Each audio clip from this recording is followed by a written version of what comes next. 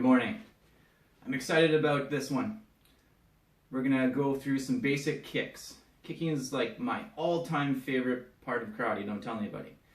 Next to kata, of course. I use kicks a lot in sparring because I'm a lot shorter. My range isn't great with my punches, but my kicks can definitely get in there and reach and bridge the gap between a taller opponent, okay? So let's go through some kicking techniques. Let's go through some basic kicks that we normally go through. We're gonna do front kick, side kick, round kick, and we're gonna introduce the hooking heel kick as well. And then we'll work on some combinations. Okay, perfect. A lot of these kicks we're just gonna do from a ready stance or a neutral stance, about shoulder width apart, just like we begin a kata. Perfect. Our front kick. I'm going to demonstrate a few and then we'll explain.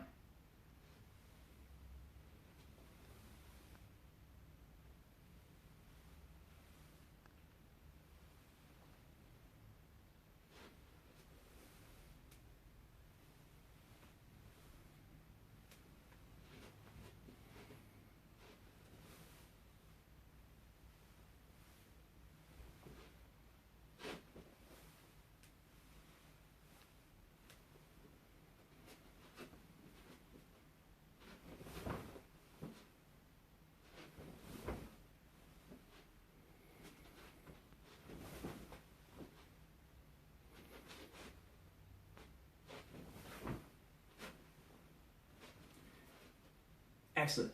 Obviously the slower kicks are a lot harder to do. As we do that in warm-up a lot, it is a great way to really work the mechanics of your kicks.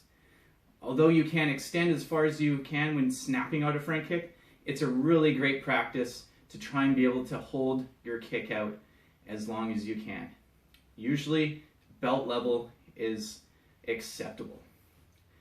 With our front kicks, we want to try and pick the foot up the way we would actually hit our target. So as we pick up, we curl the toes back. We're pointing the ball of the foot. Right now the floor, it's just come up from the floor and our knee is up. Then we extend and out and back the same way. We bring up the knee first for a few different reasons. First of all, it protects our groin. We have a lot more power. And think of the knee as your guard. When you're sparring, your hands are up. You get to execute your punches right from your guard. From a kick, usually your feet are on the floor. So now your guard is going to be that lead knee, especially if someone's advancing at you. If you don't get to extend your kick out, at least you have a knee out. They're probably going to run into that, especially in self-defense situations. Excellent. So, our front kick. We've done that. Let's work to a side kick right now. I'll execute a few and then we'll go through it again.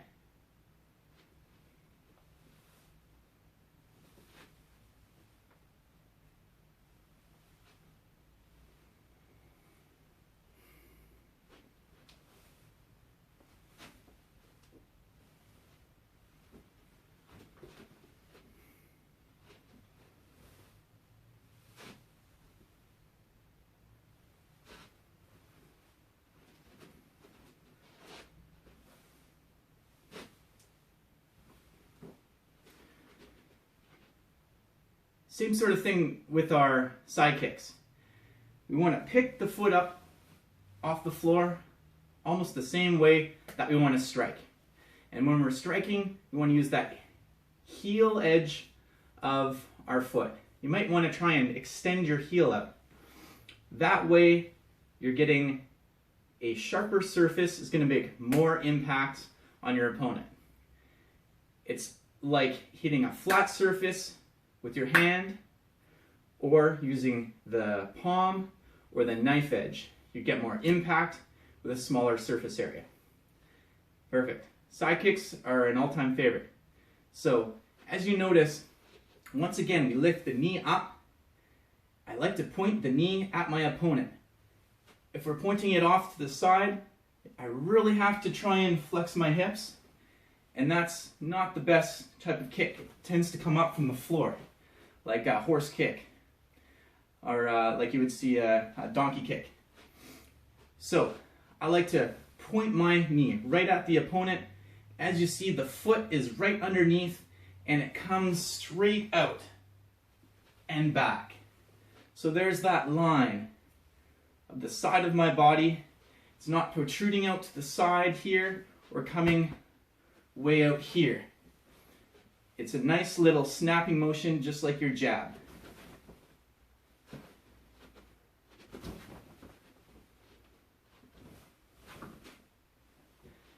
Good. And we bring the kick back the same way that we extended it. Excellent. So that's a little different of a kick because you're not square to your opponent like in a front kick. You're giving them less target. Probably done from either a straddle stance or a fighting stance. Because it's a sideways kick and it gives less target. That's why it's great for sparring or self-defense, because generally we're not square, we're giving less target. That brings up the roundhouse kick, which is somewhat similar, but it can be used more like a jab. In a lead leg situation, up, point the knee, out, and back. It's a snapping motion. Think of a back knuckle strike. You point the elbow, in, out, back. A whipping motion. That's more of just a snapping roundhouse lead leg. From the side, from this side, our toes are curled back. We're actually not hitting with the surface of the foot. Lots of bones in the foot. We're actually hitting more on the ankle, the medial portion of the foot. So in drills, if you're hitting the bag or hit mitts and you're hurting your toes, get closer. It's not going to hurt if you start hitting that proper portion of your foot, but you can really damage your toes if you're not careful with your range. So the kick can also be thrown from a back leg roundhouse, which is my all-time favorite because it gets lots and lots of power involved. Usually from a fighting stance or a boxer stance, you'll often see the knee come up outside, pivot, and kick through. Obviously, it takes a little bit more balance than the lead leg front kick, but it delivers a lot of power. My shoulders are actually what tell the kick coming through from the back. I will rotate my shoulder, then extend the kick. The other side. Why do we bring it back as soon as we make contact? Because a lot of time in sparring or in fighting, someone may grab that leg. So get your kicks back. Perfect. So we've done our front kick, side kick, round kick. Let's do one new kick that is very similar to a side kick. It's called a hooking heel kick. Generally done again from a sideways stance, a straddle stance, or a fighting stance. This is the same sort of deal as a side kick. We're going to pick up the knee. This time, I'm actually going to point it in front of my opponent or behind, depending on their stance, extend out, and bring the kick back. So what we're doing actually is hitting with the heel edge of our foot. So this can be done hooking someone's guard down. It can be done at head height. It can even be done nice and low to the legs for self-defense, or if their orientation of their stance is faced the right way, can be done in the groin. This is a great technique because it uses your heel and you don't have a lot of nerves in your heel, so you can do quite a bit of damage and a lot of power. Again, the hooking heel kick.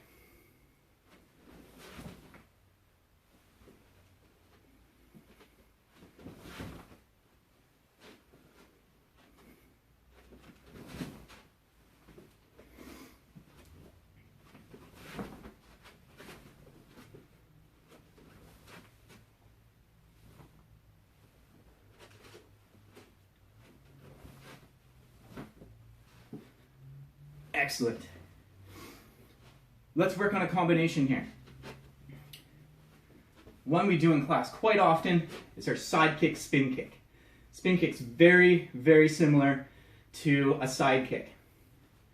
We slide up with a lead leg front kick, step down. As I step down, I've actually almost oriented myself to the back of the room.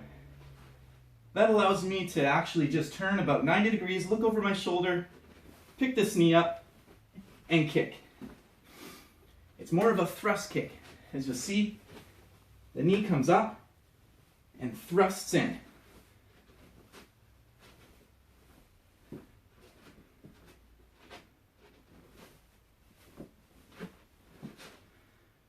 Perfect. So thrust kick is a variation of that side kick. The key to this is that when we step up, deliver our kick, we have a firm plant, turn, see your target first, then deliver the kick. That's going to allow you to actually have accuracy when you deliver the kick. Otherwise, it's like just throwing a kick in the dark. It's probably a 20% chance or less that you're actually going to hit your target. And that happens a lot in sparring, so be careful of executing that kick. Perfect. Here's a drill at home that we can work on before we close this video.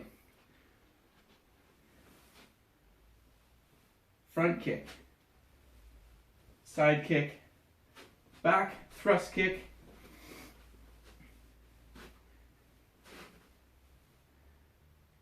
round kick. If this is giving you trouble, work on the first half.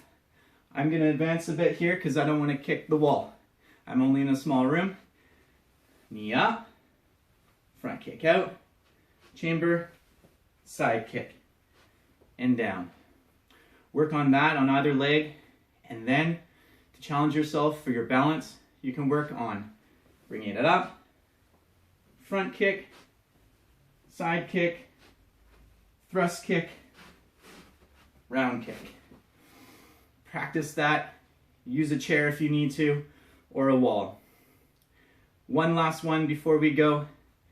For the more advanced students is our side kick, hooking heel kick, round kick. Very, very quick demonstration.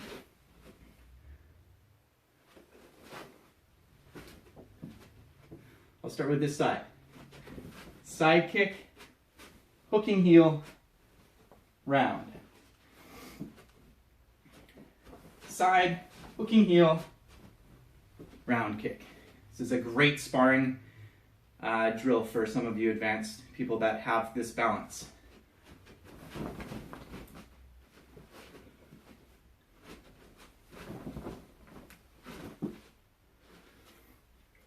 Work on that nice and slow and see how you can progress.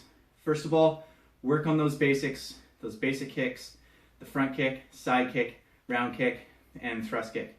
And if that hooking heel kick is new to you, absolutely use the wall to brace yourself and just work on the mechanics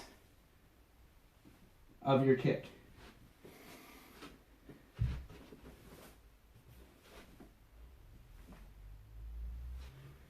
Then you can progress. Side, hooking heel, round.